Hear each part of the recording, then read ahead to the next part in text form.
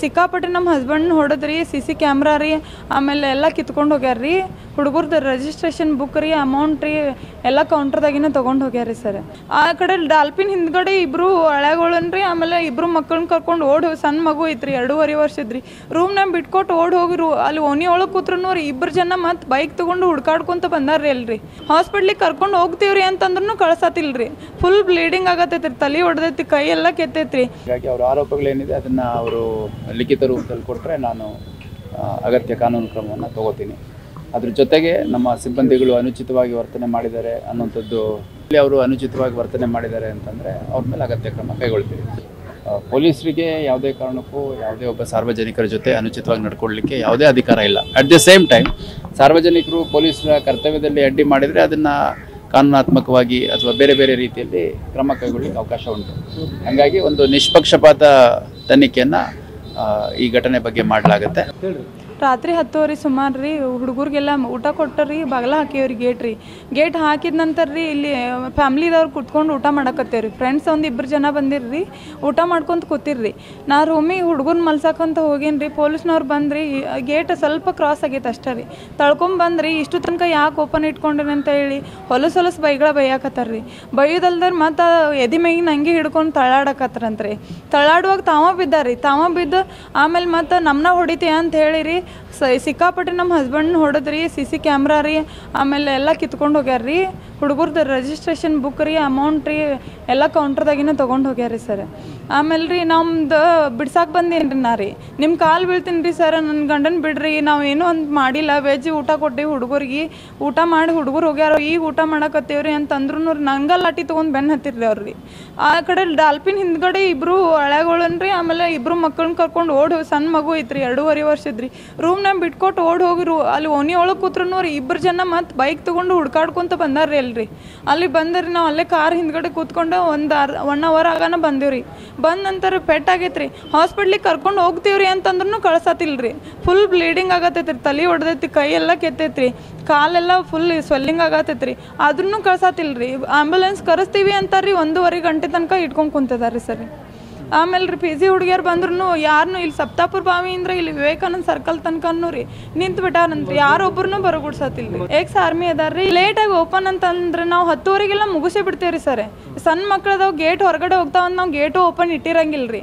ಆದ್ರೂ ಬಂದ್ರಿ ಇದು ಧಮಕಿ ಹಾಕೋದ್ರಿ, ರೂಮ್ ಎಲ್ಲ ಕಿತ್ತು ಹೋಗ್ದಾರ್ರಿ, ಮೊಬೈಲ್ ತೊಗೊಂಡು ಹೋಗ್ಯಾರ್ರಿ, ಹುಡುಗರ್ದು ರಿಜಿಸ್ಟ್ರೇಷನ್ ಬುಕ್ಕು ತೊಗೊಂಡು ಹೋಗ್ಯಾರ್ರಿ.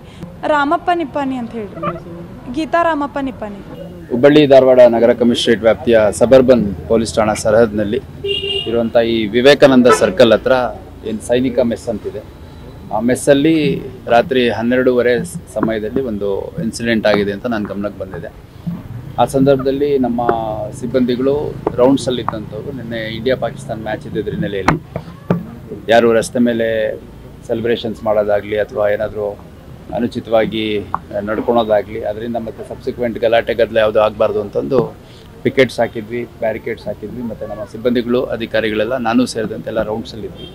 ಆ ಸಂದರ್ಭದಲ್ಲಿ ಇಲ್ಲಿ ಸೈನಿಕ ಮೆಸ್ ಅಂತ ಏನು ಹಿಂದೆ ಕಾಣ್ತಾ ಇದೆ, ಅಲ್ಲಿ ಓಪನ್ ಇಟ್ಟಿದ್ರು ಅಂತಂದು ಒಳಗಡೆ ಬಂದು ಕ್ಲೋಸ್ ಮಾಡಲಿಕ್ಕೆ ಹೇಳಿದಾಗ ಅಲ್ಲಿ ನಮ್ಮ ಸಿಬ್ಬಂದಿ ಮೇಲೆ ಏಕಾಏಕಿ ಹಲ್ಲೆ ಮಾಡಿದ್ದಾನೆ ಅಂತಂದು ನಮ್ಮ ಸಿಬ್ಬಂದಿ ಆರೋಪಿಸ್ತಾನೆ. ಇನ್ಫ್ಯಾಕ್ಟ್ ನಾನು ನೋಡಿದಂಥ ಸಂದರ್ಭದಲ್ಲಿ ಅವನ ಮೂಗಲ್ಲಿ ರಕ್ತ ಬಂದಿರುವಂಥದ್ದು, ಅಂದರೆ ನಮ್ಮ ಸಿಬ್ಬಂದಿ ಮೂಗಲ್ಲಿ ರಕ್ತ ಬಂದಿರುವಂಥದ್ದು ಕೂಡ ನನಗೆ ಫೋಟೋಗ್ರಾಫ್ಸು ಸಿಕ್ಕಿದೆ. ನಂತರದಲ್ಲಿ ನಾನು ಸ್ಥಳಕ್ಕೆ ಬಂದು ಪರಿಶೀಲನೆ ಮಾಡೋಣ ಅಂತ ಬಂದಂಥ ಸಂದರ್ಭದಲ್ಲಿ ಯಾರು ರಾಮು ಅಂತಿದ್ದಾನೆ ಆತನ ಹೆಂಡತಿ ಹೇಳುವಂಥದ್ದು, ನಾವು ಒಳಗಡೆ ಕೂತಿದ್ವಿ, ಯಾರು ಹೊರಗಡೆ ಇಂದ ಊಟಕ್ಕಾಗಲಿ ಇನ್ನೊಬ್ಬರು ಬಂದಿರೋಂಥವ್ರು ಯಾರೂ ಇರಲಿಲ್ಲ. ಏಕಾಏಕಿ ಬಂದು ಅವಾಚ್ಯ ಶಬ್ದಗಳಿಂದ ನಿಂದನೆ ಮಾಡಿ ನಮ್ಮ ಮನೆಯವರಿಗೆ ಹಲ್ಲೆ ಮಾಡಿದ್ದಾರೆ ಅಂತಂದು ಅವರು ಆರೋಪಿಸಿದ್ದಾರೆ. ಹಾಗಾಗಿ ಅವರ ಆರೋಪಗಳೇನಿದೆ ಅದನ್ನು ಅವರು ಲಿಖಿತ ರೂಪದಲ್ಲಿ ಕೊಟ್ಟರೆ ನಾನು ಅಗತ್ಯ ಕಾನೂನು ಕ್ರಮವನ್ನು ತಗೋತೀನಿ. ಅದ್ರ ಜೊತೆಗೆ ನಮ್ಮ ಸಿಬ್ಬಂದಿಗಳು ಅನುಚಿತವಾಗಿ ವರ್ತನೆ ಮಾಡಿದ್ದಾರೆ ಅನ್ನೋಂಥದ್ದು ಇದೆಯಾ ಇಲ್ವಾ ಸತ್ಯಾಸತ್ಯತೆ ಪರಿಶೀಲನೆ ಮಾಡಿ ಅಂತ ನಾನು ಲೋಕಲ್ ಇನ್ಸ್ಪೆಕ್ಟರ್ ಮತ್ತು ACPಗೆ ಒಂದು ವರದಿ ಕೊಡಲಿಕ್ಕೆ ಸೂಚನೆ ನೀಡಿದ್ದೀನಿ. ಆ ವರದಿಯಲ್ಲಿ ಅವರು ಅನುಚಿತವಾಗಿ ವರ್ತನೆ ಮಾಡಿದ್ದಾರೆ ಅಂತಂದರೆ ಅವ್ರ ಮೇಲೆ ಅಗತ್ಯ ಕ್ರಮ ಕೈಗೊಳ್ತೀವಿ. ಹಾಗಾಗಿ ಇಲ್ಲಿ ಧಾರವಾಡದಲ್ಲಿ ಇದೊಂದು ವಿದ್ಯಾಕಾಶಿ, ಇಲ್ಲಿ ಬಹಳ ದೊಡ್ಡ ಸಂಖ್ಯೆಯಲ್ಲಿ ವಿದ್ಯಾರ್ಥಿಗಳಿದ್ದಾರೆ. ಹಾಗಾಗಿ ನಾವು ವಿದ್ಯಾರ್ಥಿಗಳು, ವಿದ್ಯಾರ್ಥಿನಿಯರು, ಆಕಾಂಕ್ಷಿಗಳು ಅವರ ಒಂದು ಸುರಕ್ಷತೆಯನ್ನು ಕಾಪಾಡುವಂಥದ್ದು, ಅಟ್ ದ ಸೇಮ್ ಟೈಮ್ ಇಲ್ಲಿ ಸಾರ್ವಜನಿಕರು ಏನಿದ್ದಾರೆ ಅವರ ಹಿತಾಸಕ್ತಿಯನ್ನು ಮತ್ತು ಅವರ ಸುರಕ್ಷತೆಯನ್ನು ಕಾಪಾಡೋದು ನಮ್ಗೆ ಭಾಳ ದೊಡ್ಡ ಜವಾಬ್ದಾರಿ ಆಗಿರುತ್ತೆ. ಹಂಗಾಗಿ ರಾತ್ರಿ 11 ಗಂಟೆಗೆ ಯಾವುದೇ ಒಂದು ಅಂಗಡಿ ಇರ್ಬೋದು, ಮುಗ್ಗಟ್ಟು ಇರ್ಬೋದು, ಅಥವಾ ಬೀದಿ ಬದಿ ವ್ಯಾಪಾರ ಮಾಡುವಂಥವ್ರು ಇರ್ಬೋದು, ಅವರೆಲ್ಲ ಕ್ಲೋಸ್ ಮಾಡ್ಕೊಂಡಿರ್ಬೇಕಂತ ಅವ್ರ ಜವಾಬ್ದಾರಿ ಕೂಡ ಆಗತ್ತೆ. ಅಷ್ಟಾಗಿಯೂ ನಿನ್ನೆ ಯಾಕೆ ಈ ಘಟನೆ 12:30ವರೆಗೂ ಇವರು ಓಪನ್ ಇಟ್ಕೊಂಡಿದ್ರು? ಓಪನ್ ಇದ್ದಂತ ಸಂದರ್ಭದಲ್ಲಿ ನಮ್ಮ ಸಿಬ್ಬಂದಿಗಳು ಬಂದು ಸೂಚನೆ ಕೊಡ್ಬೋದು. ಸೂಚನೆ ಕೊಟ್ಟಾಗ ಅವ್ರು ಪಾಲನೆ ಮಾಡ್ಲಿಲ್ಲ ಅಂದ್ರೆ ಒಂದು ವಿಡಿಯೋ ಮಾಡ್ಕೊಂಡು ವೈಲೇಷನ್ ಆಗಿದೆ ಅಂತ ಅಧಿಕಾರಿಗಳಿಗೆ ಗಮನಕ್ಕೆ ತಂದ್ರೆ ಅವ್ರು ಏನ್ ಕ್ರಮ ತಗೋಬೇಕು ಅದನ್ನ ತಗೋತಾರೆ. ಅದು ಬಿಟ್ಟು ಅಲ್ಲಿ ಸಂಘರ್ಷಕ್ಕಿಳಿಯುವಂತ ಯಾವುದೇ ಅವಶ್ಯಕತೆ ಇಲ್ಲ ಅನ್ನೋಂಥದ್ದು ಮೇಲ್ನೋಟಕ್ಕೆ ನನಗಂತೂ ಅನ್ಸುತ್ತೆ.